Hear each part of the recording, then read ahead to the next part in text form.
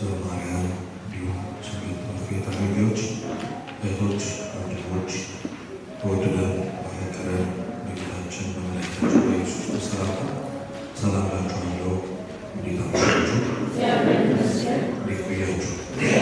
አሜን። አምላካችን እግዚአብሔር ስም የተመሰገነ ይሁን። ለአባ ሕርያቆስ፣ ለአባ ያሬድ፣ ለአባ ጊዮርጊስ ዘጋስጫ የተገለጠች የተለመነች እናታችን እመቤታችን ቅድስት ድንግል ማርያም ጃረኔታ አይለየን። እንኳን ለአምስተኛ ዓመት መታሰቢያ በዓላችሁ በዓላችሁ ሰላም አደረሳችሁ። ራሳችሁ ታጨበጭቡ ልትሉ ያስቀምጥ በተከታታይ መማር ቀልድ አይደለም።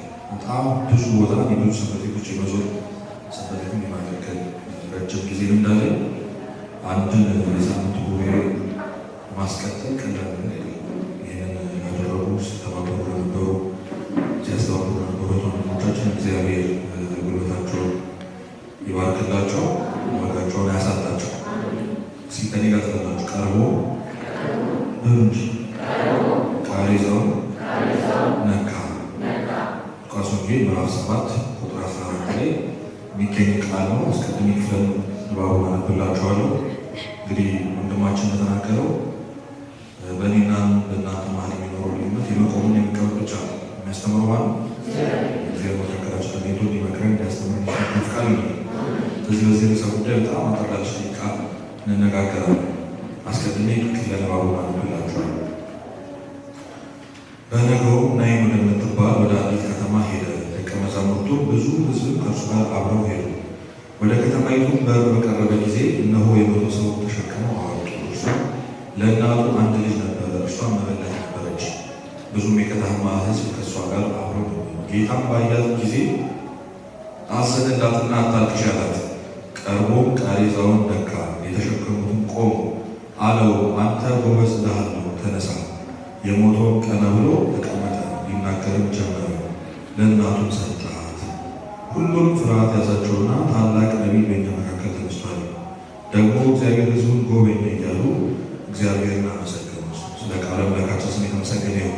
እንግዲህ እዚህ ጋር የምታስታውሉት ክርስቶስ አንድን ተግባር ከፈጸመ በኋላ ሕዝቡ እየተከተለው ናይን ወደምትባል ከተማ በሚሄድበት ጊዜ የከተማው ሕዝቦች አንዲት መበለት ባል የሌላት ብቸኛ ልጅ ያላት አንዲት ሴት ልጇ አርፎባት እሱ ሊቀብሩ እስራኤላውያን እንግዲህ ከከተማ ውጭ የሚቀበረው እና እሱ ለመቀበር ሲወጡ ክርስቶስ ደግሞ ናይን ወደምትባል ከተማ ምን ሲገባ የከተማው መውጫ መግቢያ ላይ ተገናኙ ማለት ነው። ከዚህ ክፍለ ንባብ ከፍ ብላችሁ ስታነቡ ያን በእስራኤል እንደዚህ አይነት ያለ እምነት አላየውም የተባለለት ከቤት ጣራ ወጥተሽ ልትገባ አይገባህም፣ አንተ እዚህ ሆነ ቃል ብቻ ተናገር ልጅ ይድናል ያለው ሰው አስታውሳችኋል።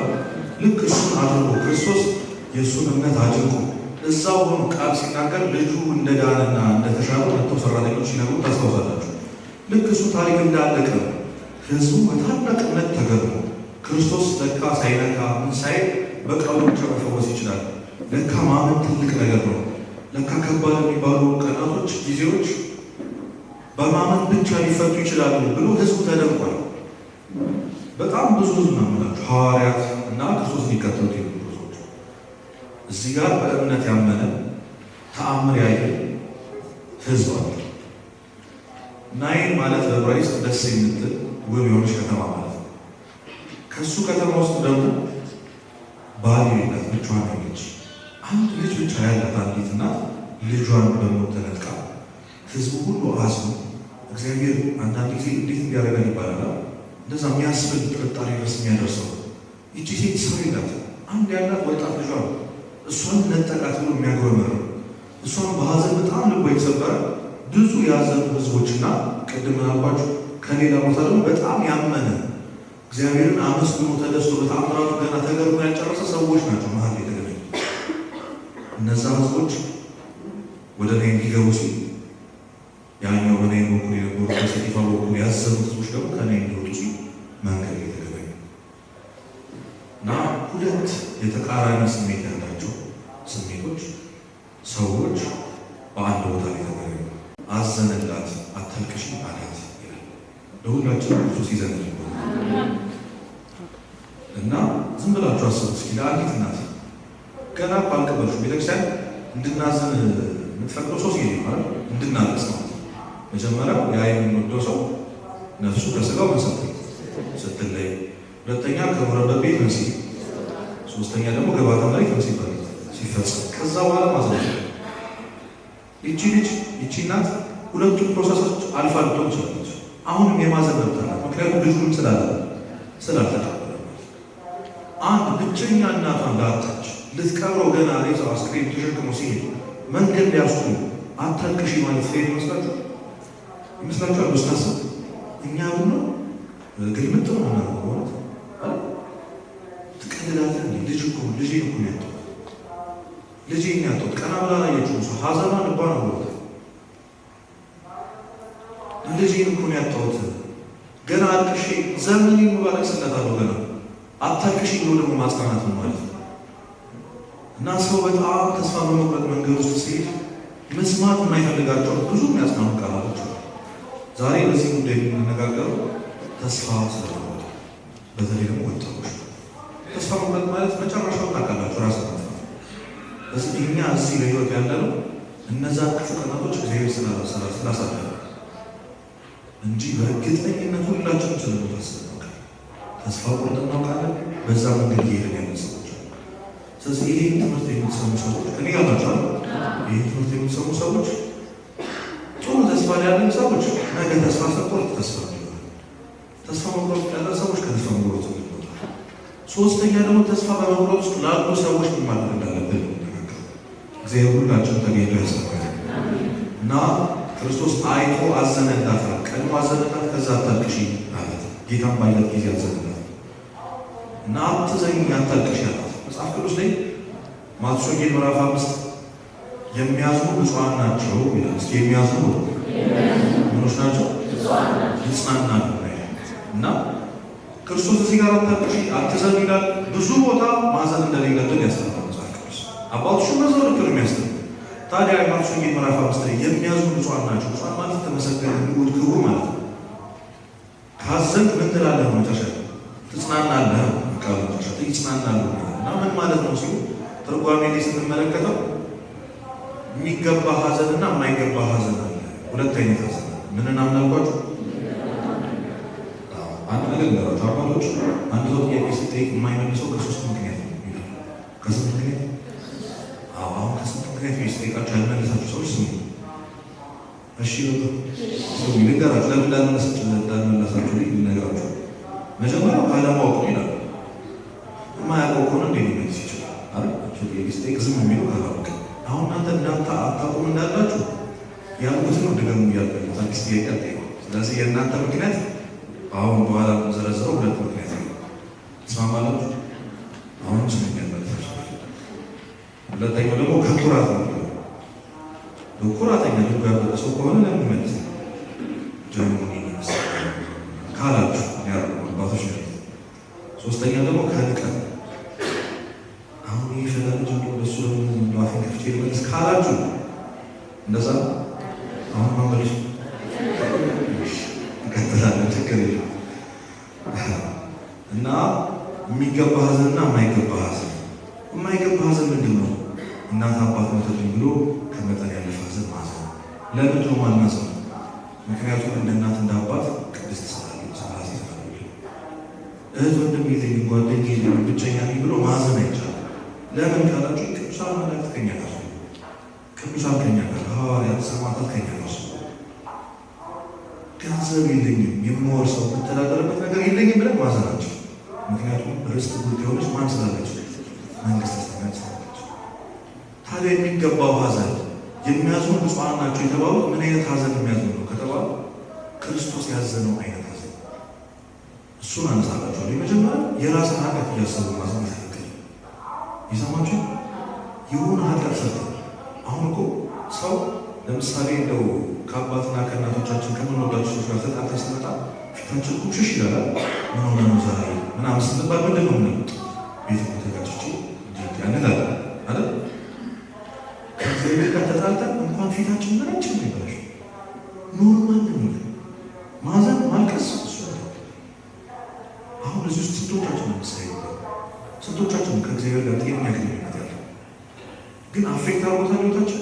ምን ከአባታችን ከእናታችን ከምንወደው ሰው ጋር ተጣልተን የሚሰማን ያዘን ስሜት ከእግዚአብሔር ጋር ጤነኛ ባለመሆናችን ግንኙነታችን ጥሩ ባለመሆን አይሰማም።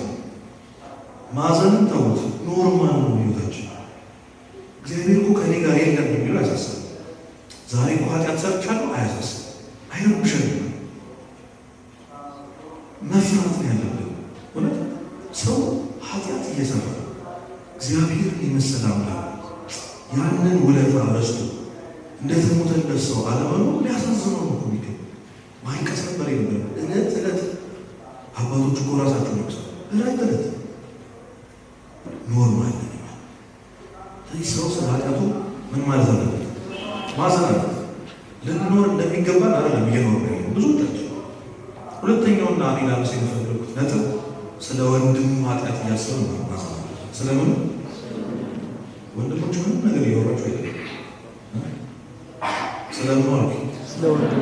ስለ ወንድሙ ኃጢአት እያሰቡ ማዘን አለበት። ከዛ ይዘረዘራል። የክርስቶስ ሕማም እያሰበ ማዘን አለበት። ግፋ ሰማዕታትን እያሰበ ማዘን አለበት። እሱ ሌላ ትምህርት ነው። ክርስቶስ ያዘነው ይቺ ሴት ይቺ እናት አንድ ልጇን ስለመጣች ተስፋ እንደሌላ ስላሰበች እና ይሄ ማዘን የሚያሳየው እኛ ተስፋ መቁረጥ ውስጥ ባሉ ለሚሄዱ ወንድሞቻችን ልናዘን እንደሚገባ የእኛ ማዘን የእኛ ማልቀስ እነዛን ሰዎች ከዛ የተስፋ መቁረጥ ሀሳቡ ስለሚወጣቸው ኢፌክት ስላለ አንድ አባት በጣም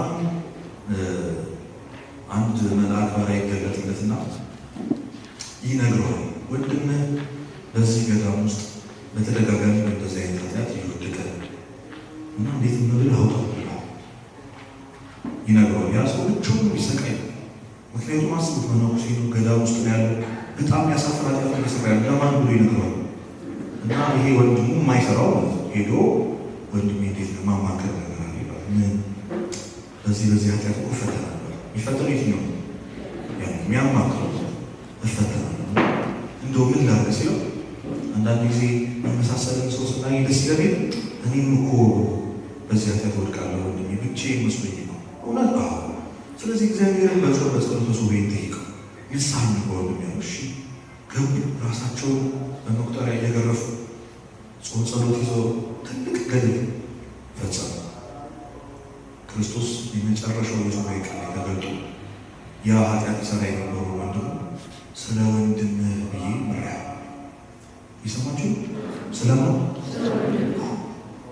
አያገባኝ ሞግልልን ይችላል። አዎ አያገባኝ። ምን አገባኝ ልልን ይችላል። እኔ ደግሞ ከማን ተሽዬ ነው ለሰው ምጸልየው? እኔ ደግሞ ከማን ተሽዬ ነው ሰውን የምመክረው? ሰውን አሁን ተስፋ የቆረጠችው ዲፕረስ ሊሆነ ጓደኛዬ ማውጣው ማን ሆኜ ነው? እኔ መቼ በርችቼ ካላችሁ የመጀመሪያው አያገባኝ ለምትሉ ሰዎች አንድ ተሰስታችሁ ሕዝቅኤል 33 ቁጥር 8 አንድን ኃጢአተኛ ኃጢአት ሲሰራ አይተው አንተ ሰው ተው ከእነ ኃጢአት ትሞታለህና ተመለስ ባትለው ያ ኃጢአተኛ ከእነ ኃጢአቱ ቢሞት የኃጢአተኛውን ደም ከእጅህ ይፈልጋል። ከማን? ከእጃችን ይፈልጋል። እዛ ከሰፈር ስንወጣ ቁጭ ብለን አይተናቸው እነዚህ መቼም ሰው ነው ብለን ያለፍናቸውን ሰዎች ከእነ ኃጢአታቸው ቢሞት ስላየናቸው ብቻ እግዚአብሔር የዛን ሰው ደሙ ይፈልጋል ከእጃችን። ምክንያቱም ምን ስላለ? ስላየው ነው። ለምን አልመለስከውም ማለት ነው። ለምን አላለከውም? አሁን እኮ ከቤተክርስቲያን ሊነጠላ ለብሳ ስንመለስ ቤት እኮ ተኝቶም ጠቁ ሊሆነ ወንድሞች አሉ። በእርግጠኝነት ወይ አባትነት አለ ስለ እነሱ ሰዎች ነፍስ እግዚአብሔር ይገኝልክ። አያገባንም ማለታችን ተጠያቂዎች ነው። ምክንያቱም ሁላችንም የክርስቶስ ሥጋና ደም አካል ስለሆነ እህት ወንድም ስለሆነ አሁን እውነትህን ነው ያገባንም። ግን እኔ እኮ ለራሴ መሆን ሰው አይደለም ማለት አብዛኞቹ ጥያቄ ምን ይፈትች የቱ ነገር አሻሽዬ ነው ሰው መመካው ካላችሁ እኔ ምን አሻሽዬ ይመስላችኋል? ቆሜ ይመስላችኋል? ከእናንተ ተሽዬ ይመስላችሁ? አይደለም። የያዕቆብ መልእክት ምዕራፍ 5 ቁጥር 19 እንደሚታቀላችሁ ወንድሞቹ አንድን ኃጢአተኛ ከኃጢአቱ ብትመልሱት ነፍሳችሁን እንደምታድኑ የኃጢአታችሁን ብዛት እንደምትሸፍኑ እወቁ። እየሰማችሁ አንድ ሰው በእኛ ምክንያት ንስሐ ገባ ማለት የእኛ ነፍስ ምናል ማለት ነው፣ አዳንን ማለት ነው። ከኃጢአታችንን ብዛት ሸፈንን ማለት ስታስቡት ለሰው ልጆች ብርሃን ሆነን እኛን ጨለማ የሚያደርግ ይመስላችሁ? ክርስቶስ ለሰው ልጅ ህይወት አልጫ ለሚለው ህይወት ጨው ሆነን የኛ ህይወት እንዲመረው ያለ ይመስላችኋል? ለሰዎች ውሃ ሆነን ጥማቸውን አርክተን እኛ የሚጠማን ይመስላችኋል? በፍጹም። ክርስቶስ ያገለገለው ነው ያረሳል። እዚህ ቤት ቁጭ ብላችሁ መማራችሁ፣ ማስተማራችሁ፣ ይሄ ጉባኤ እንዲሆን ማድረጋችሁ፣ እንደ ሰንበት ተማሪ ማገልገላችሁ እግዚአብሔር አይረሳም። ቢያንስ የንስሐ ዕድሜ ይጨምርልን፣ ቢያንስ እኛን ይመልሳል። ስለዚህ እንደው ባያገባ እንደው ባይገባ ለራሳችን ስንል ሰዎች መምከሩ እውነቴን ነው። ይህንበት ሁሉ ለሰዎች ተስፋ ነው። ምንናገራቸው ምናሳየውን ፊት ማስተካከል ያስፈልጋል። አንዳንድ ጊዜ ኮስተር ብሎ መራመድ ምናምን እኩልነት ይመስላል። በዚህ ዘመን ምንድን አለመለማመጥ ምናምን ይመስላል። ምንድን ነው ውፍጠን ማለት ነው። ካሊፎርኒያ የሚባል ቦታ ላይ እውነተኛ ታሪክ ነገራችሁ። አንድ ሰው ከድልድይ የራሱን ጥሎ ገብ ይገኛል እና ኪስ ውስጥ የሆነ ወረቀት ነበር። ወረቀቱ እና ታውቃላችሁ፣ ከቤቴ ተነስቼ ወደ ድልድዩ ራሴን ለማጥፋት እየሄድኩኝ ነው እና እንደው በዚህ መሀል አንድ ሰው ፈገግ ብሎ ካየ እንደው አንድ ሰው ካናገረኝ ሰላም ካለኝ ይመለሳል። በጣም ይደንቃችሁ። ከቤት ውስጥ ከድልድይ ርቀቱ ደግሞ የህዝብ ብዛት። ስለዚህ የአንተ ፈገግታ የማንን ህይወት እንደሚያስቀጥልበት አንቺ ፈገግ ብለሽ ማናገርሽ፣ ፖላይትሊ ሰውን ትሪት ማድረጋችን ማንን እንደሚመልስ የማንን ተስፋ እንደሚመልስ አይመስለንም። እኛ አስተማሪዎች መጥቶ ምን ልታዘዝ ሲባል ምን አለ ከማለት በፊት እንዴት ነን አይቀር ቀድማን አይቀር። እኛ ግን አይመስለንም። ደህና ነህ አይገባችሁም። እነሱ ስንት ሰው እስኪ ረዳት የታክሲ ረዳት በትክክል አናገር ሰው እንዴት ነህ ብለን እናቀርብ። ምን ሊያስብ ይችላል? እስኪ አሁን አንድ የታክሲ የኢትዮጵያ የአዲስ አበባ ታክሲ ረዳት አንድ ሰው ታክሲ ውስጥ ሲገባ ደህና ነህ ቢሆን ምን ያስብ ይመስላል? ለካ ሰው አለ ይሁ ለካ ሰው አለ። ስድብ መልሱን አምጣ እንጂ ነው እንጂ ሌላ ምን ያውቃል? በሰው ተስፋ የቆረጡ ሰዎች ተስፋ እንዴት እንደምሆን አናውቅ። ስለዚህ በተቻለ አቅም እንደው ቆሞ ማስተማር ግዴታ አለ፣ መዘመር ግዴታ አለ። ፈገግ ብሎ ሰውን መመልከት፣ ትሪት ማድረግ እውነት በትህትና የማንን ነፍስ ቀና እንደምናረጋግ ቅዱስ ጎርጎርዮስ ስለ ወንድምህ የምታፈሰው እንባ የራስህን ነፍስ የሚያጥብ ቅዱስ ውሃ ነው። ስለ ወንድማችን ብለን የምናፈሰው እንባ የራሳችንን የቆሰለችዋን ነፍስ የሚያጥብ ውሃ። የሰማችሁ ክርስቶስ ስለ ራስህ ከምትጸልዩ ይልቅ ስለ ወንድምህ የምትጸልየው ጸሎት ሰማ። ቅዱስ ዮሐንስ አፈወርቅ አንተ ስለ ወንድምህ ስትጸልይ እግዚአብሔር ደግሞ ያንተን ጸሎት ይሰማል። የሰማችሁ እስቲ ከእኔ ወደ ገሬ ይሻላል ክርስትና ስም ይዘን አባቶ ተስፋ መቁረጥ ውስጥ ያሉት ወጣቶች አቅናቸው እንበል። እኛ ከተስፋ መቁረጥ ያወጣ እና ለሰው ማዘን ያስፈልጋል። ከዚህ ክርስቶስ ተግባር ምንማር ይሄ እና ኦግስቲን የተባለ ሊቅ አለ። ቤተክርስቲያን ቅዱስ አትቀበለው፣ ግን 30 ምናምን ዓመት በዝሙት በምን ይኖር ሰው ከትንሽ ጊዜ ተቀይሮ የሂፖ ሊቀ ጳጳስ እስከመሆን ደርሶ እና እናቱ ዘወትር ነበር የምታለቅሰው ሁልጊዜ ጌታ ሆይ 30 ዓመት ሆነ የዚህ ልጅ ነፍስ አይገድልም ይላል እና ቅዱስ አምብሮስ የሚባል ሰው አለ። እሱ ጋር ሌላ ስታለቅስ ብዙ እንባ ያለበት ሰው አይወድቅም ማለት ይሰማ እንጂ እኛ ነው ያልታለን የእናቶቻችን እንባ ጸሎት እኮ ነው። ምን ታውቃላችሁ? ማን እንደሚጸልይላችሁ ታውቃላችሁ? የሆነ ጓደኞቻችን እኮ ለእኛ ሱባኤ ይዘው ያውቃል፣ ለእኛ ተስለው ያውቃል። እውነት እግዚአብሔር ደግሞ እውነቴን ነው የምላችሁ የተሰበረ ሰው ለተሰበረ ሲጸልይ እንዴት ያስደስቷል መሰላችሁ? ሁለት ነዳያን ሲመጸዋወቱ ብትው ደስ ይላል። ደስ ይላል። የሆነ ነገሩ ደስ ይላል። የለውም ያለውን ሲሰጠው ለክርስቶስ እንደዛው ነው ነገር። እኛ ምንም የመኖር ፍላጎት የለም፣ ግን የሆነ ሰው ስናከስ ላይ ደስ ይላል። ደስ የሚል አገልግሎት ህይወት ይሄ እና በዛ ቃሪዛ ላይ ያለው አስክሬን ይሄኛ ምሳሌ ወደ ተስፋ መቁረጥ መንገዱ የጀመረ ሰዎች አሉ። የሆነ ቀን ራሳቸው እንደምናጠፋ መናገር የሆነ ቀን እንደሚያበቃ ትንሽ ጊዜ ይቀር የሚሸተን ሞቶች እና አይቶ ካዘንላት በኋላ ቃሬዛውን ነካው ክርስቶስ። ልክ ሲነካው ተሸካሚዎቹ ቆሙ። አባቶቹ ተሸካሚዎቹ 4 ናቸው ይላሉ። ስንት ናቸው? እነዚህ 4ቱ የቃሬዛ ተሸካሚዎች እኛን ወደ ተስፋ መቁረጥ የሚገፉ በጣም ለህይወት ጠንቅ የሆኑ ነገሮች ናቸው። 4ቱን ብቻ ዘርዘሬ ይጨርሳሉ። እግዚአብሔር ከእኛ ጋር ይሁን። አለቀማችሁ? የመጀመሪያ የመጀመሪያው ክፉ ልማድ ነው። አንዱ ተሸክሞ ወደ ሞት የሚያደረድር ክፉ ልማድ ነው። ሌላ ትላላችሁ ቅዱስ ጳውሎስ ሮሜ 7:19 ላይ አሁን ከኔ ጋር የምወደው በጎ ነገር አላደርግም፣ የማልወደው ክፉ ነገር ግን ለዚህ ኃጢአት ከተሰጠሰነት ማማየት ይናላል። የምወደው የሆነ በጎ ነገር አለ። ማድረግ የምንፈልገው የሆነ ጥሩ ነገር ይላችሁ ማሳካት እንፈልገው መሆን እንፈልገው መስታወት ላይ የራሳችን ስናይ ደስ እንዲለን እንፈልጋለን። የሆነ ማድረግ የምንፈልገው በየቀኑ ልማድ ማድረግ የምንፈልገው ነገር አለ። እንደ መንፈሳዊ ሰው የጸሎት ሰው መሆን እንፈልጋለን፣ ግን አልቻለም። ንስሐ ገብተን ሥጋውን መቀበል እንፈልጋለን፣ የብዙዎቻችን ናፍቆት ግን አልቻለም። መንፈሳዊ ሕይወት እንዲኖረን እንፈልጋለን፣ ማስቀደስ ምን ማለት አልቻለም። ማንበብ እንፈልጋለን፣ አልቻለም። ጎበዝ ተማሪ መሆን፣ ጥሩ ሰራተኛ መሆን፣ ገንዘብ ያለው ሰው መሆን፣ ቤተሰቦቹን የሚያኮራ የሚጦር ሰው መሆን እንፈልጋለን፣ ግን አልቻለም። በዚህ ሊበቃን ጥሩ ነበር፣ ግን የሆነ ማድረግ የማንፈልገው በየቀኑ እናድርገው ነገር አለ ሁላችንም እንቸገርባት አለች። በየቀኑ የምንመላለስበት ሰው አየኝ አላየኝ የምንልበት ግን ደግሞ የሚያማረን ማለት ዘውትር የሚያስለቅሰን ምንድን ነው ምክንያት ይህንን ኃጢአት ለምታረግበት ብንባል ወድጄ አይደለም እኮ አይደመሳች ፈልገው ይሁ አንዳንድ ጊዜ ሁለት እንሆናለን። የሆኑ ማንነታችን ኃጢአቱን ማድረግ ይፈልጋል። ልክ ኃጢአቱን አድርገን ስንጨርሰው ደግሞ ልባችን ይቃጠልብናል። ለምን እንላለን? ትቼው ምይ ተገዝቼ ከዛሬ በኋላ ብለን ጸበሉን ጀምረን ንስሐ ገብተን ሥጋውን ተቀብለን በሳምንት ራሳችን ስናረጉ አለቅ ያለ ማለት እንዲህ ሆኖ ከመኖር መሞት ይሻላል ያስባለን። የሆነ ኃጢአት አለ ለእግዚአብሔር ብለን መተው ያቃተን። እዚህ አካባቢ ያሉ ሰዎች እዚህ አካባቢ ያሉ ኦርቶዶክስ እናንተ ብቻ ናቸው። የት ነው ያለ ከእግዚአብሔር ያቋረፈ በየትኛው ስራ የእግዚአብሔር ቤት ውስጥ መገባው ያስባል። ከምንም በላይ ራሳቸው ልምጣ ያደረገ የሆነ ክፉ ምግባር ያ ነው ሰው ወደ ተስፋ መውረድ ይላል። ክፉ ኃጢአት አለቅ ያለ ለመንገድ ጥብቅ ብንለው ቢያደርግ ማለት ነው።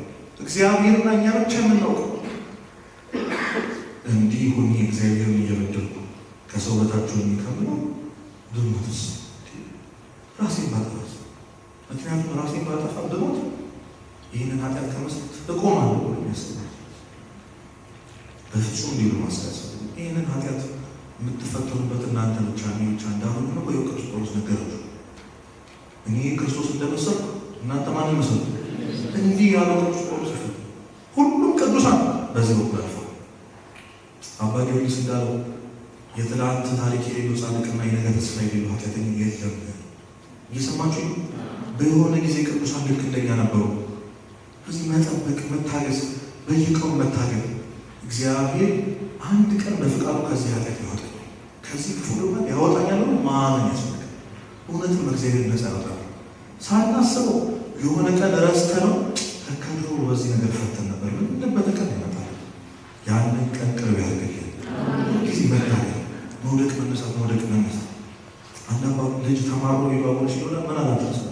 እኔ መረረኝባት እነሳን ወድቃል፣ እነሳን ወድቃል፣ ንስሐ ገባ አሁን ወድቃል። ምን ላድርገው? ተስፋ ቆረጥኩ አላቸው።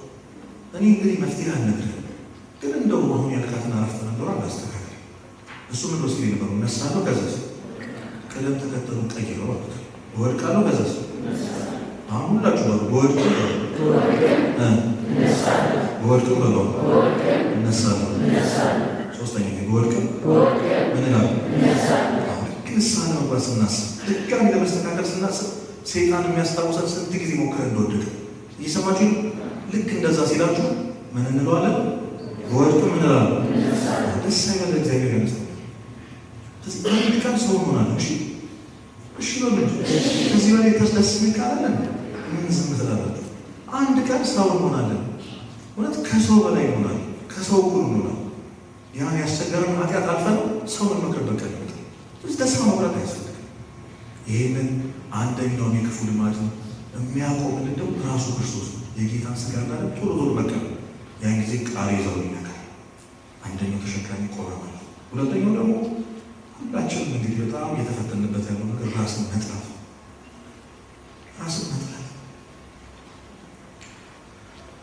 ትህትና ይመስለናል።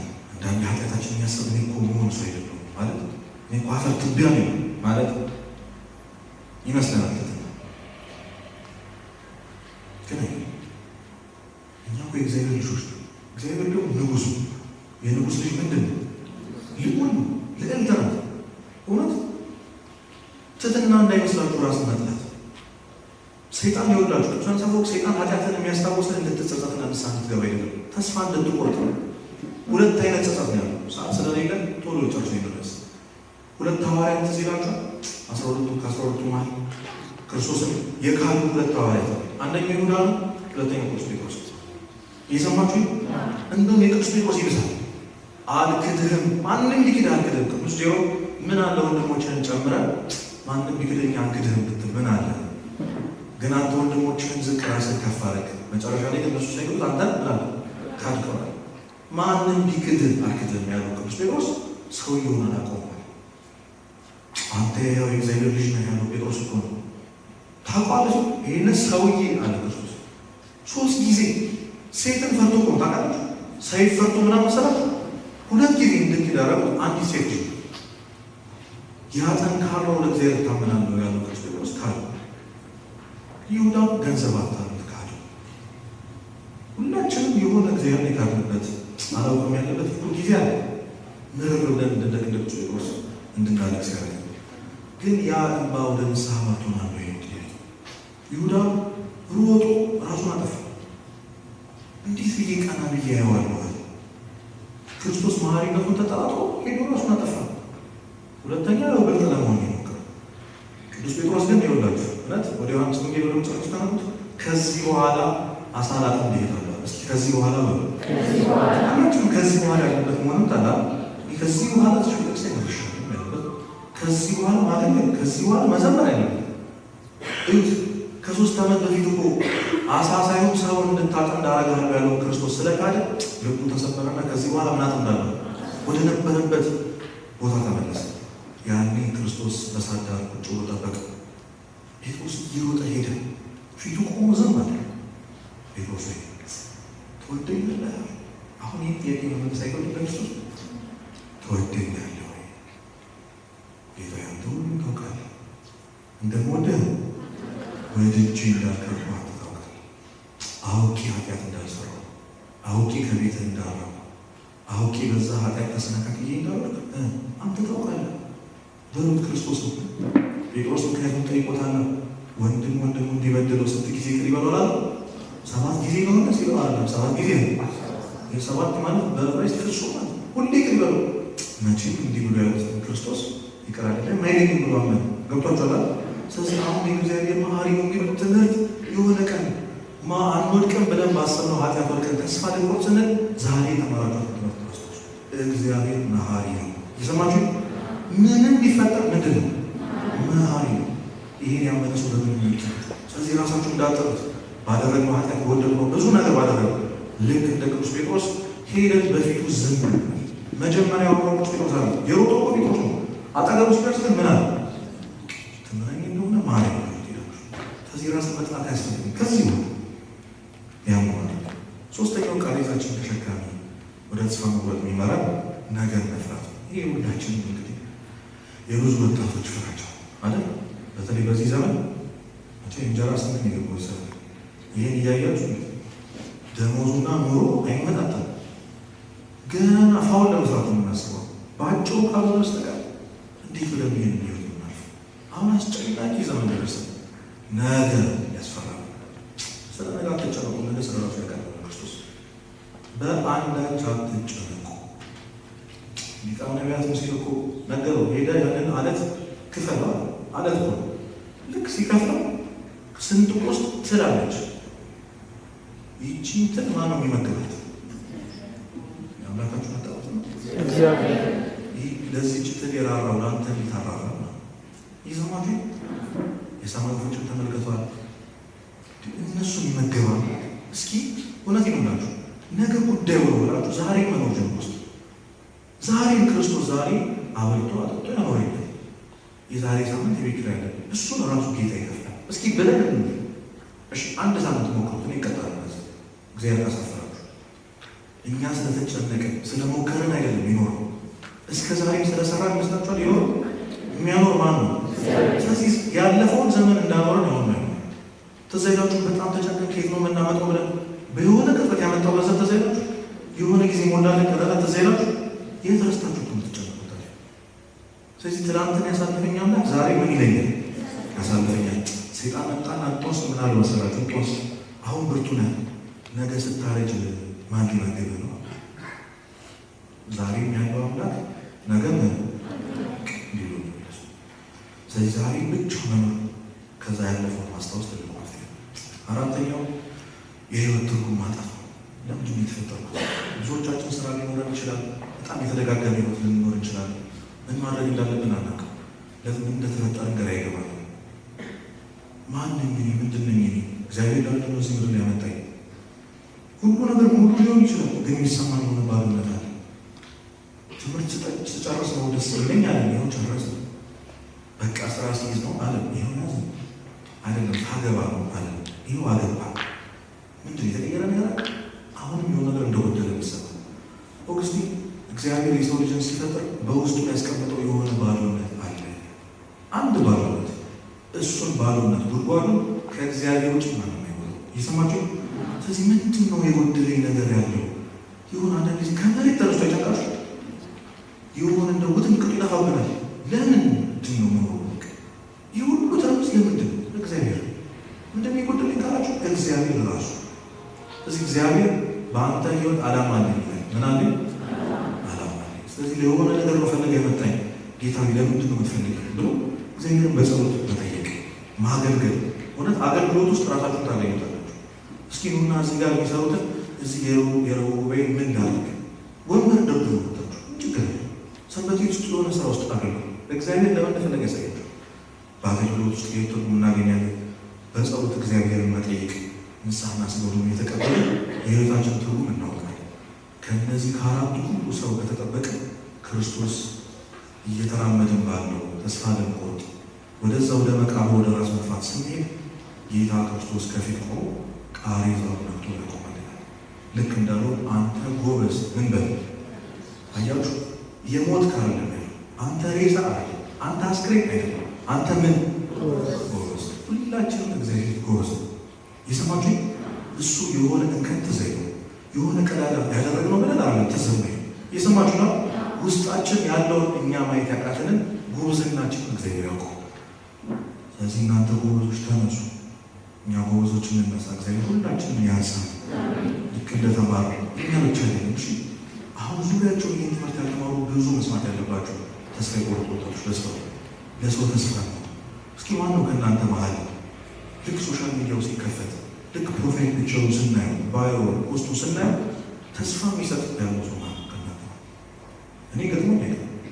አንድ ራሴ ላጠፋ የመጨረሻ ደረጃ ደርሼ እስኪ ሶሻል ሚዲያ ላይ ገብቼ የማገኘውን ነገር ሊሆን ወስናለሁ ብዬ ገባዋል እና ገብቶ የመጀመሪያው ያየው ነገር ስለ ራስ መጥፋት የተፖስተ እና ደውሎ ያናገር ምናችን ነው እግዚአብሔር ጋር የሚያሰክረው? ምናችን ነው ተስፋ ነው?